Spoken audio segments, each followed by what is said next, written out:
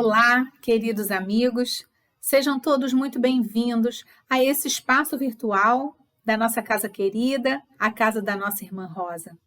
Eu me chamo Simone Barros, sou tarefeira desta casa e neste mês de novembro, os nossos encontros trarão reflexões a respeito de uma passagem que Paulo nos deixa na carta aos Romanos, no capítulo 7, versículo 19, quando ele nos diz: porque não faço o bem que quero, mas o mal que não quero, esse faço. Nos dias de sextas-feiras, nós realizamos o estudo do Evangelho segundo o Espiritismo. No encontro de hoje, quem trará o estudo para nós é o nosso companheiro Breno Fialho, também tarefeiro da casa. Breno falará para nós sobre o capítulo 19, no item 1, que se intitula O de que precisa o Espírito para ser salvo. Mas antes de passarmos a palavra para o Breno, vamos fazer a nossa leitura inicial e a nossa prece. A leitura de hoje está num livro chamado Minutos de Sabedoria, de Carlos Torres Pastorino, na sua lição 81, quando ele nos diz: Deus está em toda parte, portanto, está também dentro de nós e dentro de todas as pessoas que nos cercam, boas ou mais. Tudo provém de Deus, tudo é manifestação divina. Mesmo aquilo que nos parece mal ou erro pode ser a causa de um benefício futuro. Nosso sofrimento resulta do desconhecimento da verdade básica, que é: Deus dirige todos os acontecimentos porque está em tudo. Vamos orar, meus irmãos.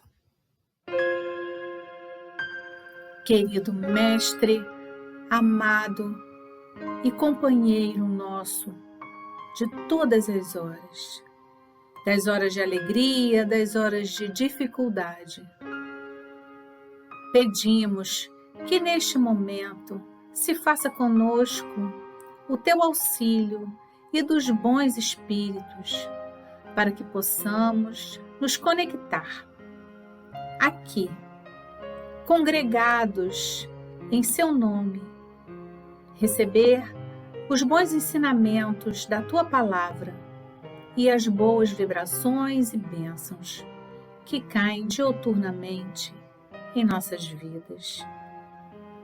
Que possamos estar com a serenidade e a tranquilidade necessária para que neste momento possamos ouvir as palavras benditas do nosso Mestre querido. Por isso pedimos a intuição necessária ao nosso amigo e companheiro Breno, que suas palavras sejam consoladoras em nossas vidas. Fique conosco, querido amigo, neste momento e sempre. Que assim seja, graças a Deus. Passamos então a palavra ao nosso companheiro Breno Fialho. Olá, meus irmãos e minhas irmãs. Que Deus nos abençoe e que a luz do Mestre Jesus mais uma vez esteja entre nós. Estamos diante de mais uma bendita oportunidade de estudo do Evangelho de Jesus com os esclarecimentos da doutrina espírita. Então, que a luz do Mestre Jesus nos envolva, esteja em nossos lares, deixando as vibrações de amor, de esperança para todos nós. Seguimos o estudo do Evangelho segundo o Espiritismo, um código moral universal sem distinção de cultos. Como disse Allan Kardec na introdução da obra, o ensinamento moral é a regra de conduta que abrange todas as circunstâncias da vida particular e pública, Motivo já relevante, por isso deve ser conhecido, estudado e praticado na medida da possibilidade de cada um de nós. É, em resumo e acima de tudo, o caminho da felicidade que virá. Então, quando vivenciarmos como grupo humano, toda a humanidade, esse evangelho, a moral cristã, a felicidade virá e venceremos os momentos de turbulência. O nosso trecho de estudo de hoje é: o que é preciso para ser salvo? É o primeiro item do capítulo 15, Fora da caridade não há salvação. Veja bem que o título do capítulo já traz a resposta. O item é: o que é preciso para ser salvo? O capítulo é: fora da caridade não há salvação.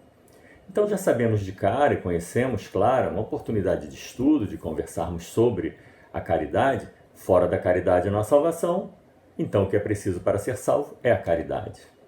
A caridade é uma virtude, ou melhor até um conjunto de virtudes, cujas manifestações devem ser buscadas por nós para nos tornarmos melhores, tanto conosco mesmo e principalmente para com o próximo na vida de relação.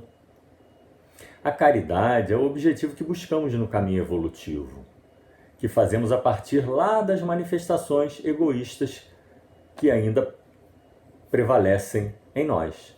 Então, à medida que saímos do egoísmo e vamos manifestando, vamos exercitando a caridade em suas diversas apresentações, nós vamos então nos distanciando do egoísmo e nos aproximamos da caridade. Não apenas de gestos isolados de caridade. Não é dar um trocado ali, comprar balinha colar, mas é realmente ter a caridade como móvel de nossas ações. E pela relevância que é a caridade para a doutrina espírita, já estudamos muitas passagens do Evangelho ligadas à caridade. Muitos vídeos estão disponíveis no canal do YouTube do Centro Espírita Irmã Rosa. Até porque o nosso lema, um dos nossos lemas, e é título do capítulo 15, é fora da caridade não há salvação. Então, nunca é demais conversarmos sobre caridade, consultarmos os vídeos que ali estão disponíveis sobre caridade. Então, tornar-se um espírito caridoso é o que nos dá a salvação. Ou seja, condições melhores de encarnação, menos sofrimentos e mais felicidades. Destacamos aqui novamente São Vicente de Paulo, item 12 do nosso capítulo 13. Uma frase apenas. A alma somente pode se elevar a regiões espirituais pelo devotamento ao próximo e apenas encontra felicidade e consolo na prática da caridade. Novamente, a alma somente pode se elevar às regiões espirituais pelo devotamento ao próximo e apenas encontra felicidade e consolo na prática da caridade. Ou seja, a caridade está presente, vale a pena a gente ver, rever, porque às vezes nos acomodamos em determinada situação, a tal da zona de conforto em nossas vidas, então o estudo, a provocação de caridade às vezes nos motiva, nos lembra, opa, posso fazer um pouquinho mais do que aquilo que eu tenho feito. E mais felicidade nós alcançaremos quando menos vícios vivenciarmos. Então, quando nos tornarmos melhores, nos livrando de vício, seremos mais felizes. E vícios temos muitos para citar, muitos estão em nós, alguns um pouco mais acentuados, outros menos. Por exemplo, ambição desmedida, vaidade para que os outros nos aprovem, o ciúme, a possessividade, a inveja, a crítica, medo, culpa, mágoa, rigidez, ansiedade, intolerância, preconceitos e muitos outros. Algumas dessas manifestações, vez por outra, ocorrem em nós. Então, quando observarmos bem quando isso acontece e tentarmos nos modificar, vamos então trocando alguns vícios por virtudes. E vamos trocando então as alegrias aparentes, passageiras, pelo bem-estar mais constante, a sublimidade da felicidade verdadeira, que é alcançada com o desenvolvimento espiritual. Com o desenvolvimento espiritual, vamos nos distanciando então dos vícios e desenvolvendo virtudes. E o trecho então, o que é preciso para ser salvo, Allan Kardec tirou do Evangelho de Mateus capítulo 25. É uma pequena historiazinha, uma espécie de julgamento, no qual ocorre a separação de uns dos outros, dos bons, dos maus. Como também encontramos na separação do joio e do trigo. Nessa passagem, alegoricamente, são separadas as ovelhas, consideradas mais dóceis e obedientes ao pastor. Quando o pastor chama no fim do dia a ovelha para retornar, ela retorna. Então a ovelha sempre foi considerada o símbolo mais da docilidade, da obediência. Então separam-se as ovelhas dos bodes. Os bodes são considerados desobedientes ao pastor. No fim do dia, quando o pastor chama, o bode ignora e continua lá no pasto.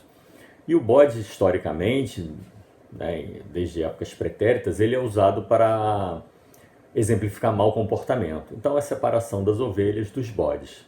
Jesus usa a figura de um rei, que é o Filho do Homem, Sua Majestade, que dirá àqueles que foram colocados à sua direita: Vinde vós que fostes abençoados por meu Pai, possuí o reino que vos foi preparado desde o início do mundo. Pois tive fome e me deste de comer, tive sede e me deste de beber, tive necessidade de abrigo e me abrigaste, estive nu e me vestiste, estive doente e foste me visitar, estive na prisão e viestes me ver. Surpresos, os justos perguntarão: Senhor, quando vos vimos faminto e vos demos de comer? Ou quando tivestes sede e vos demos de beber? Quando vos vimos sem abrigo e vos abrigamos? E sem roupa e vos vestimos? E quando vos vimos doente ou na prisão e que fomos vos visitar? Então os justos não compreendem quando é que isso aconteceu, quando eles fizeram esse bem a Jesus. E o rei então responderá a eles: Eu vos digo em verdade que todas as vezes que fizestes isso a um destes meus irmãos mais pequeninos, foi a mim mesmo que o fizeste. Uma passagem belíssima, né? Quando você faz algo de bom a um pequenino, a um fragilizado, alguém que está precisando, é como se tivesse feito ao próprio Jesus. Então aqui vale destacar o primeiro item, o primeiro destaque, que Jesus chama os mais pequeninos de irmãos. Quando fizeste isso a um destes meus irmãos mais pequeninos, então Jesus já nos chama todos, até aqueles sofridos, pequeninos, de irmãos. E outro destaque, que a caridade feita por esses, pelos justos que passam à direita, que são as ovelhas obedientes, eles sequer se recordam, porque eles perguntam: quando é que a gente fez esse bem, essa caridade? Eles não recordam. Então aqui já podemos destacar que é a caridade desinteressada, como será explicado ao longo da nossa conversa de hoje. E para aqueles que foram separados à esquerda, disse ele: Separai-vos de mim, malditos. Aí vem todo o oposto do que foi feito de caridade. Jesus vai falar: Tive fome e não me destes de comer, tive sede e não me destes de beber, tive necessidade de abrigo e não me abrigaste, estive sem roupa e não me vestistes, estive doente e na prisão e não me visitastes. Então eles perguntarão: Senhor, quando vos vimos ter fome, ter sede, ou estar sem abrigo, sem roupa, ou doente, ou na prisão, e que não vos assistimos? E ele responderá, de maneira semelhante à anterior: Eu vos digo em verdade que todas as vezes que deixastes de dar assistência a um desses pequeninos, deixastes de fazê-lo a mim mesmo. Então, aqueles que foram à direita prestaram a caridade, e os que ficaram à esquerda não prestaram a caridade. Antes do comentário de Kardec sobre esse trechinho, vale trazer aqui, já conhecido de todos nós, o maior mandamento, que é retirado do Evangelho de Mateus 22, amarás ao Senhor, teu Deus, de todo o coração, de toda a tua alma e de todo o teu espírito. Esse é o primeiro mandamento. E o segundo, amarás teu próximo como a ti mesmo. Então, vale destacar aqui que o amor ao próximo, dessa nossa passagem da direita e da esquerda, das ovelhas e dos bodes, o amor ao próximo, fazer bem ao próximo, é a ação prática do amor a Deus. Foi o amor aos pequeninos, o socorro aos pequeninos, que deu um mérito para aqueles que pudessem ir para o lado bom, para o lado da direita. Porque devemos amar a Deus de toda a nossa força. Mas como amar a Deus de toda a nossa força? A materialização desse amor a Deus é o bem ao próximo, é fazer bem ao próximo. Já sabemos disso, mas vale sempre destacar. Eu amo muito meu Deus, eu fico numa contemplação nas orações, bendito seja. Mas a maneira de amarmos a Deus é fazendo bem à sua criação, fazendo bem ao nosso próximo. E desse trechinho do maior mandamento, tem mais dois que estão no capítulo 11 do nosso Evangelho segundo o Espiritismo, que são correlatos. Né? Fazei aos homens tudo o que gostarias que eles vos fizessem, pois esta é a lei e os profetas. E essa é o cerne de toda a sociedade do futuro, do bem, da paz, da harmonia. Fazer aos outros o que gostaria que me fosse feito. Se todos nós fizéssemos isso, já estaríamos no mundo da regeneração. Né? Nosso planeta já seria de regeneração. Outra, tratai a todos os homens da mesma maneira que gostarias que eles vos tratassem. Também a mesmo teor retirado de outro evangelho. O comentário de Kardec sobre o item desse espécie de julgamento está no item 3 do capítulo 15. E ele começa destacando que toda a moral de Jesus se resume na caridade e na humildade. As virtudes, então, contrárias ao egoísmo e ao orgulho. Caridade em oposição ao egoísmo, humildade em oposição ao orgulho. Kardec chama a nossa atenção porque essas virtudes são o caminho para a felicidade eterna. O Evangelho o tempo todo fala isso, seja de conclusões de Kardec e retirada também das instruções dos espíritos, que já passaram por tudo isso que nós passamos, progrediram jamais e do plano espiritual procuram nos orientar para abreviarmos os nossos sofrimentos e entendermos o que precisa para ser salvo. E nesse trechinho, é muito bonito, eu vou repetir aqui, peço licença para repetir, Kardec coloca algumas citações de Jesus e conclusões suas mesmas também. Ó. Bem-aventurados os pobres de espírito, ou seja, os humildes, pois é deles o reino dos céus. Bem-aventurados aqueles que têm o coração puro. Bem-aventurados aqueles que são mansos e pacíficos. Bem-aventurados aqueles que são misericordiosos. Alguns são até títulos de capítulos do nosso Evangelho, né? Ou de sessões. Amai ao vosso próximo como a vós mesmos. Fazei aos outros o que gostarias que vos fizessem. Amai aos vossos inimigos. Perdoai as ofensas se quiserdes ser perdoados. Fazei o bem com discrição. Julgai a vós mesmos antes de julgardes os outros. Humildade e caridade. Eis o que ele não cessa de recomendar e exemplificar. Orgulho e egoísmo. Eis o que não se cansa de combater. Tudo isso em total concordância com o lema fora da caridade não há salvação. Ou seja, a salvação passa obrigatoriamente pela caridade. Diz Kardec, ele destaca que Jesus coloca claramente a caridade como condição absoluta da felicidade futura. Vamos lembrar, naquele julgamento das ovelhas para a direita, os bodes para a esquerda, transcrito do Evangelho de Mateus, o rei não pergunta nada diferente sobre a caridade, ele só quer saber da caridade, né? Quem vestiu, quem matou a sede, etc. O que decide a sentença é a ação que cada um fez durante a sua passagem. Vós que socorrestes vossos irmãos, passai à direita. Vós que fostes duros para com eles, passai à esquerda. Né? Então, quem socorreu, passa à direita. Quem foi duro, passa à esquerda. Jesus não põe a caridade como uma das condições de salvação, e sim condição única. Por isso, fora da caridade não há salvação. Como dito há pouco, a sentença é em função de ter feito ou não o bem ao próximo, seja materialmente ou moralmente, com o alimento, a água, o abrigo, as roupas, cuidados na doença e a visita na prisão. Aqui vale destacar a parte final da explicação de Allan Kardec. Veja que interessante, vejam. Se a caridade é colocada como a primeira das virtudes, é que dela fazem parte necessariamente todas as outras. A humildade, a doçura, a benevolência, a indulgência, a justiça, etc. Esse trechinho aqui já é um trechinho bastante denso para diversas reflexões, mas ele é um trecho dentro da conversa, dentro da exposição que estamos tendo hoje. Mas veja como ele fala. Ele não diz que a caridade é algo que é buscado junto com outras. É quase que a caridade é a junção, a culminância do desenvolvimento de outras virtudes. Por isso comentamos no início.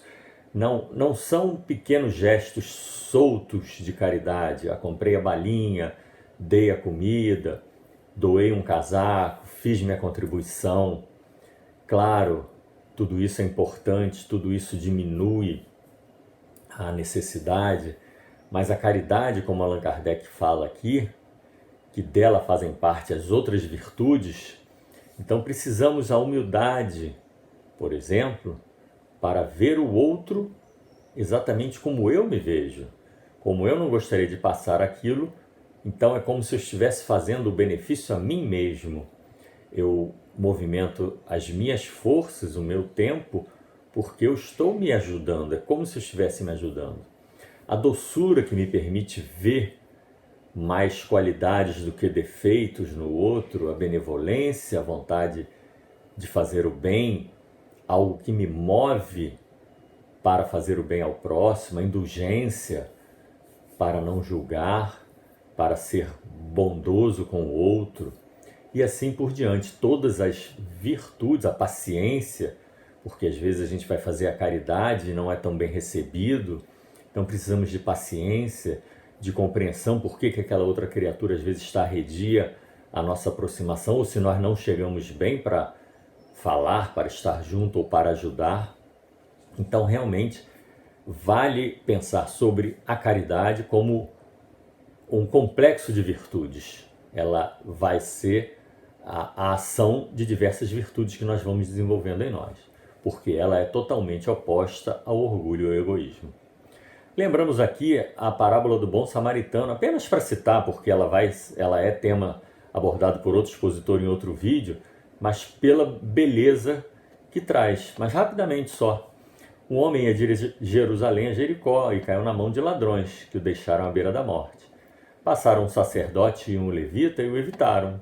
E o sacerdote e o levita, por religiosidade, poderíamos esperar dele o socorro. Mas foi exatamente o samaritano, desprezado pelos judeus, que prestou socorro, tomado por compaixão. Aqui temos então, na parábola do bom samaritano, um dos grandes exemplos de compaixão verdadeiramente fraterna presente no nosso Evangelho. Na parábola nada é citado se o samaritano procura saber quem é o necessitado, a nacionalidade, a religião, posição política ou sua família. Simplesmente ele viu, foi tocado por compaixão e ajudou. Então, citando a compaixão do samaritano, eu trago aqui um trechinho pequenino da mensagem do Espírito Michel, que é o item 17 do capítulo 13, chamada piedade. A piedade é a virtude que mais vos aproxima dos anjos. Ela é irmã da caridade que vos conduz a Deus. A piedade, uma piedade bem sentida é amor. O amor é devotamento. O devotamento é esquecimento de si mesmo. Esse esquecimento, essa renúncia em favor dos infelizes, é a virtude no seu mais alto grau. Vamos repetir esse trechinho que ele é tão bonito? A piedade é a virtude que mais vos aproxima dos anjos. Ela é irmã da caridade que vos conduz a Deus. A piedade, uma piedade bem sentida é amor. O amor é devotamento. O devotamento é esquecimento de si mesmo. Esse esquecimento, essa renúncia em favor dos infelizes, é a virtude no seu mais alto grau. Bom, e aí o que nós lembramos? Para fazer sempre algo mais. Porque Jesus, em alguns trechos dos seus evangelhos, ele fala que temos que amar o inimigo, o desafeto, porque se a gente faz bem apenas a quem nos faz bem, que recompensa vamos querer? Se cumprimentamos apenas aqueles que nos cumprimentam, o que nós queremos demais? Porque os pagãos também fazem isso. E tudo mais, né? Se a gente empresta apenas a que nos emprestam, vai citar que publicanos também fazem isso. Ou seja, aqui nós queremos trazer a ideia do fazer algo mais. Porque nós estamos num mundo de provas e expiações, nunca é demais lembrar disso, onde o mal prevalece. Então eu não posso de maneira nenhuma me acostumar com o comportamento da maioria, dizer, não, eu faço o que todo mundo faz, eu estou igual a todo mundo. Nós espíritas, por sabermos da classificação do nosso mundo e dos espíritos aqui encarnados, inclusive nós, temos que saber que temos que fazer sempre um pouquinho mais. Então, não é só cumprimentar a quem nos cumprimenta, tratar bem apenas aqueles que nos tratam, isso é uma educação simples, básica, Mas é fazer um pouco mais. Se alguém nos vira a cara, a gente continua cumprimentando, continuamos desejando bem e assim por diante. Para fazermos um pouco mais, porque senão a gente está igual a todo mundo, né? O pagão, os homens de má vida, citados por Jesus. No capítulo 11 também temos uma mensagem do Fenelon, que para praticar a lei do amor, tal como Jesus estabelece, é preciso que passeis progressivamente a amar todos os vossos irmãos. É exatamente seguindo esse raciocínio que Jesus nos falou. Não é apenas fazer o bem a quem gosta de nós. Então, a todos os nossos irmãos indistintamente. O Fenelon nos diz, a tarefa é longa e difícil, mas se cumprirá. Não é fácil, não estamos aqui dizendo que tratar todo mundo bem, aqueles que eventualmente nos criticam, ou que falam mal da gente, ou que não gostam de nós, que a gente venha a saber, mas tratar todos bem. Disse Jesus, amai ao vosso próximo como a vós mesmos. E qual o limite do próximo? Seria a família, a religião, né? Seria até talvez mais fácil, a pátria? Não, é toda a humanidade. Todos nós que estamos aqui encarnados, e os irmãos em espíritos vinculados ao planeta Terra, estamos no mesmo barco. Somos espíritos em progresso, precisando uns da ajuda dos outros. Vai falar, mas é lá, o pessoal lá do outro lado do mundo, se a gente se juntar e orar por eles e eles orarem por nós vamos caminhando de melhor forma. A renúncia em favor dos infelizes, então, é a virtude no seu mais alto grau, como falou o Espírito Michel, e a gente vê isso também no Livro dos Espíritos. Disse ele, então, renúncia em favor dos infelizes é a virtude no seu mais alto grau, ou seja, é como citamos agora há pouco. Quando eu vejo o outro como se fosse eu mesmo, eu vou me esforçar de ajudar, porque eu me ajudaria. Então, eu faço uma renúncia dos meus interesses, do meu tempo, de algum recurso para ajudar o outro. E aí isso está na pergunta 893 do Livro dos Espíritos, qual a mais meritória de todas as virtudes? Todas as virtudes, a resposta. Todas as virtudes têm seu mérito, claro, porque indicam progresso no caminho do bem. A virtude, sempre que há resistência voluntária, é o arrastamento das más tendências. Nós sabemos disso. Que o espírita, ele tenta resistir às más tendências, ou pelo menos deve estar vigilante para isso. E a sublimidade da virtude é o sacrifício do interesse pessoal pelo bem do seu próximo, sem segundas intenções.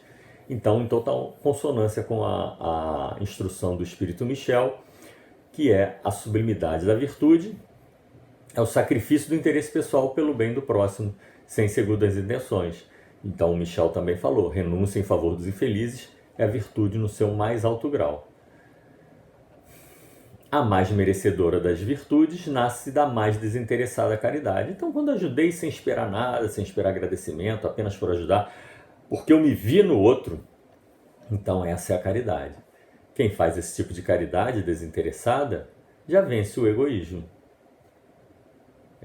Eu tiro de mim o meu tempo, eu deixo de fazer algo para mim para ajudar o outro, sem interesse. É a desinteressada caridade. É um termo muito bonito, é desinteressada caridade.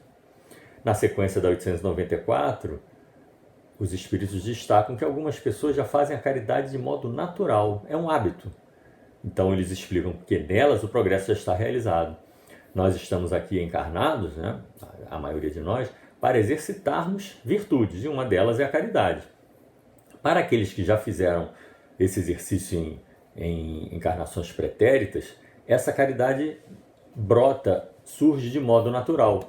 Em outros, é o exercício, é lembrar, eu tenho que fazer, igual a atividade física. Eu tenho que fazer atividade física para o coração ficar bem, para as taxas do sangue estarem bem. Lembrou, vai lá, tem por rotina isso. Então a mesma coisa, a caridade, ela é desenvolvida, como todas as virtudes, pelo hábito. A oração pelo hábito, desejar bem ao próximo pelo hábito, e assim sucessivamente. Ele vai dizer que essas pessoas que fazem a caridade naturalmente chamam a atenção aqui no mundo de provas e expiações. Mas em mundos mais avançados, o sentimento do bem é espontâneo por toda parte. O que é exceção, o que essa pessoa seria exceção aqui, né, a caridade espontânea, no mundo mais avançado é regra. E apenas para lembrar algumas nuances da caridade, no capítulo 13, item 10, um espírito protetor nos diz que a caridade pode ser praticada por pensamentos, palavras e ações. Porque às vezes a gente pensa assim, eu tenho que fazer, eu tenho que ir lá, tenho que levar, tenho que visitar. E às vezes a pessoa ainda é mais tímida, não encontrou alguém que possa incentivar, com quem ela possa ter o bom exemplo do começo do exercício.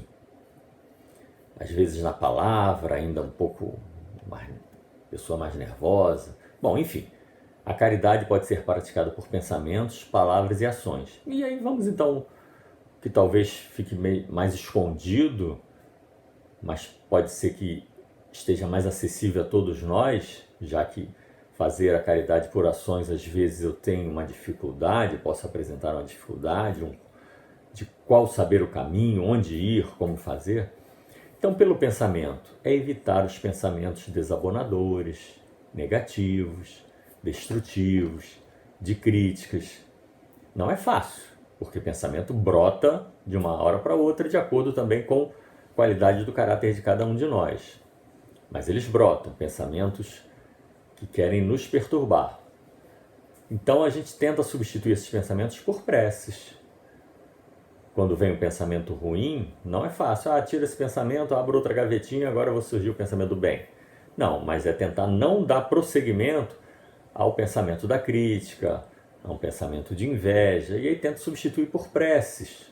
É difícil, eu começo e a prece desanda, leitura de uma página, eu começo a ler e volto a pensar aquilo, mas é um exercício. Ler, reler. Às vezes até quando a gente está lendo um livro ou uma matéria de jornal, a gente começa a ler, daqui a pouco, vou ter que recomeçar, porque o pensamento se distraiu. Então isso é normal na vida de todos nós. Então tentar substituir o pensamento pela boa leitura, se estiver acessível, por uma prece. Nós agora que temos celular sempre à mão, é bom deixar ali uma paginazinha aberta de um livrinho desses de apoio, de Emmanuel, e substituir pelo desejo do bem ao próximo. Isso parece esquisito, mas é um exercício bastante interessante, desejar bem até mesmo aos desconhecidos que passam por nós na rua. Em vez de olharmos o outro que vem no sentido contrário, que está parado lá do outro lado da rua no sinal, e ficar pensando ou criticando a maneira de ser daquela pessoa, a maneira de vestir, o cabelo, as cores da roupa, etc. Por que a gente não tenta mudar isso para um pensamento elevado, desejando bem aquelas pessoas, desejando que todos que ali estejam, que aquela pessoa que nos chamou a atenção e que a gente gostaria de criticar, fala não, que ela vá para o seu trabalho, para o seu lar, que retorne com muita luz, tenha muita paz, esperança, bons pensamentos, e assim a gente vai exercitando o bem, não apenas para nós, a gente passa a ser uma usina de geração de bons pensamentos. E por todos que passam lá, que todos tenham saúde, mas que seja sincero isso, e a gente vai exercitando. E também por todos que sofrem. Lembrando mais uma vez, estamos no planeta de provas e expiações. Então o mal prevalece, os sofrimentos estão ao lado o tempo todo, há muito sofrimento e muita aflição em nosso plano. E tanto no plano espiritual que nos rodeia também, há toda essa sintonia. Então a prece pelos aflitos pode aliviar, pode dar esperança. E se muitos de nós passamos a fazer esse exercício do bem, da caridade, das preces por todos, os alívios e as esperanças se multiplicam, porque prece é força. Então, quando nós juntamos muitas pessoas, muitas pequeninas células de um grande organismo que é a humanidade, funcionando bem, esse organismo começa a funcionar melhor. Essa metáfora de como se a humanidade fosse o corpo humano. Cada um de nós é uma pequena célula. Se todos estamos saudáveis, aquele corpo vai ficando saudável. Então, além do pensamento, temos as boas palavras, evitar a palavra da crítica, evitar o nervosismo. Então, a palavra boa de esperança, de conforto, de compreensão, assim como as boas ações que venhamos a fazer aos outros. Complementaremos dessas possibilidades da caridade por pensamentos, palavras e ações. Tá bom? Muito obrigado, então, mais uma vez, pela atenção, pelo tempo. Espero que tenha sido mais uma vez agradável. Falar de caridade é sempre muito bom. E esse vídeo vai se juntar a tantos outros de caridade no canal do YouTube do Centro Espírita Irmã Rosa. E fica lá para a gente, de vez em quando, olhar, reciclar, relembrar da importância da caridade em todos nós. Muito obrigado. Um abraço fraterno a todos e vamos orar. Bondoso Pai, Mestre Jesus, agradecemos mais uma vez a oportunidade e rogamos que a luz do Mestre Jesus continue conosco, em nossos lares, iluminando nossos pensamentos, fortificando nossos sentimentos para o bem. Que a nossa melhoria moral seja constante. É um passinho de cada vez, mas que estejamos sempre na direção do bem e do progresso. Não pedimos apenas por nós, pedimos pelos familiares, pelos amigos, pelos conhecidos, pelos vizinhos e, como dito hoje, o próximo é toda a humanidade. Pedimos por todos que estamos neste nosso planeta Terra, encarnados e desencarnados, para aqueles que estão em aflição, que tenham esperança, para os que estão adoentados, que possam recuperar a saúde e muita esperança, muito movimento para o bem para todos nós, muita luz e que essa nossa prece se junte a outras preces feitas também por todo mundo e que esses raios de luz se entrelacem, fortificando o bem em nosso planeta. Graças a Deus, mais uma vez, assim seja, muita luz, muita paz, muita saúde a todos.